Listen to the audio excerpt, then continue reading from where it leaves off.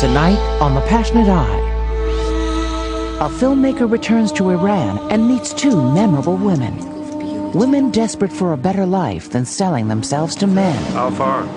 As far as you want. That's not enough. I won't come back if you're going to be that way.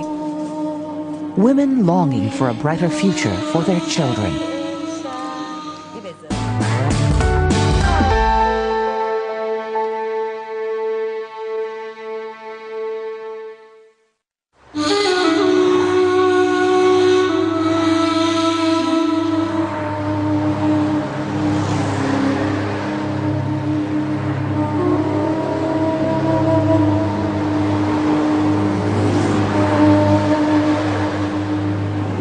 Hi.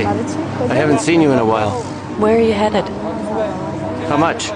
I need $5 or $6. Do you think I'm rich? Like a mullah?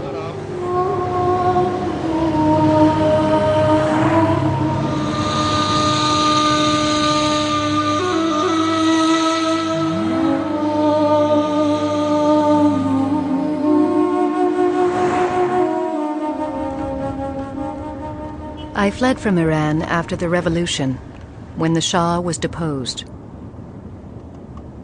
The population thought things would be better now. But then Islamic fundamentalists took over. Dissenters were imprisoned or executed. Some of us managed to escape. I fled to Sweden. The year was 1982. 17 years went by before I dared to return to Iran. I was shocked. The poverty and social injustice were much greater than when I left.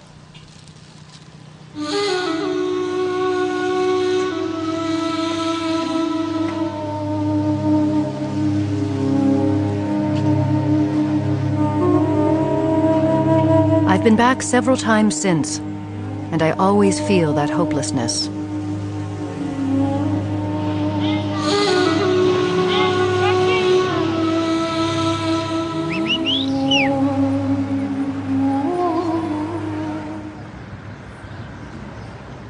One day I met Habib, who sold fortunes using parakeets. Fortune-telling has become a common profession. The alternative to a strict god is a bird to tell your fortune.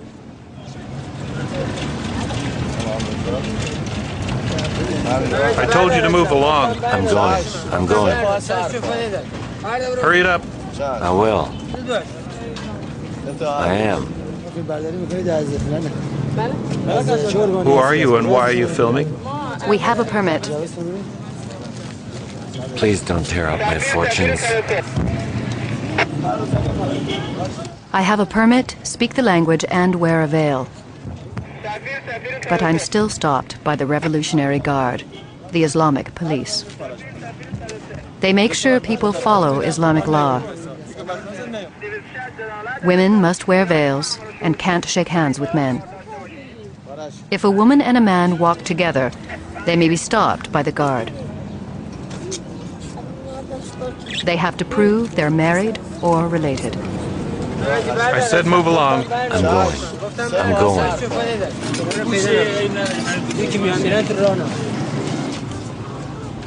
After a while, they let us go and force Habib to leave. I go home with Habib. He lives with 10 other tenants. They live in tiny one-room flats with no water or toilets. Sleep, my baby, my little darling. 2 women live here. 20-year-old Mina with her daughter Sarah, and 24-year-old Fariba with her son Mehran. I'm curious about Fariba's and Mina's lives, which could have been mine.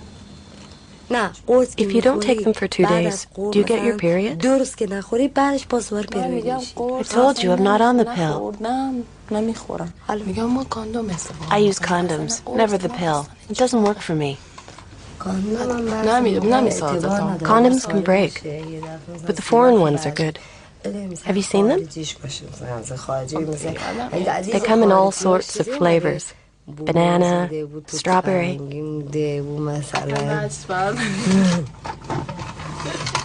I love those.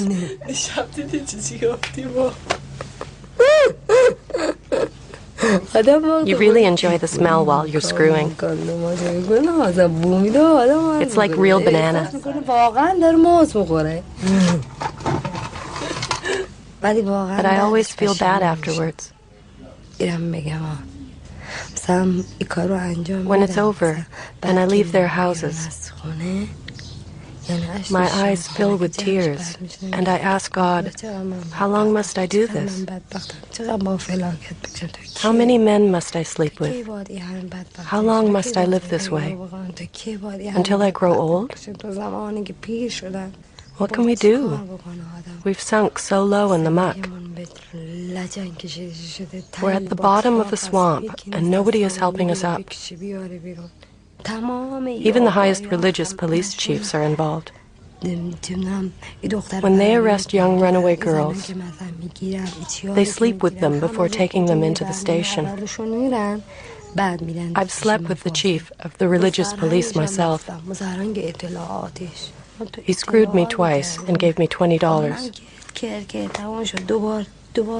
He screwed me twice and gave me 2 tens. It was really rough. It was awful. I was with him for 2 hours, but first he read from the Quran.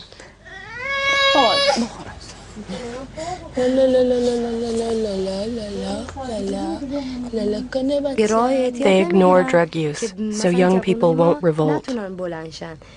If people protest, they're executed.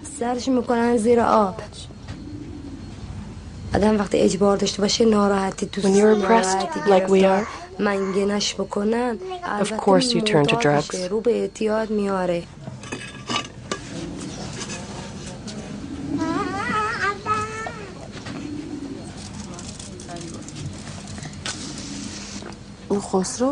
You know Khosrow, the cop?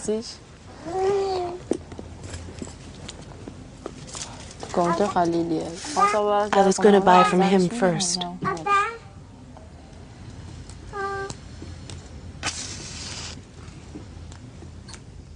When I lived here, you rarely heard about drugs, and never women users. Today, it's a big problem, and not just in poor families. Most families have someone with a drug problem.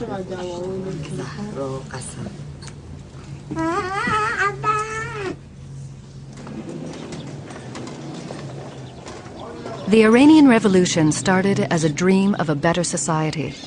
The enormous oil wealth would be distributed to the population. Democracy and freedom of speech would be implemented. But it didn't happen. Instead, a new religious upper class developed, and a bureaucracy fueled by bribes. Today, 25 years later, there are no dreams left.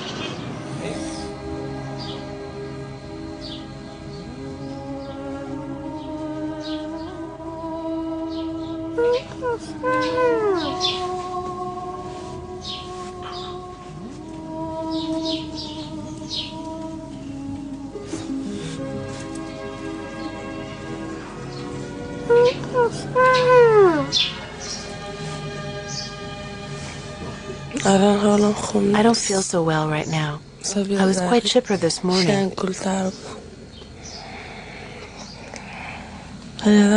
You always feel guilty, both when you're high and when you're too broke to buy drugs.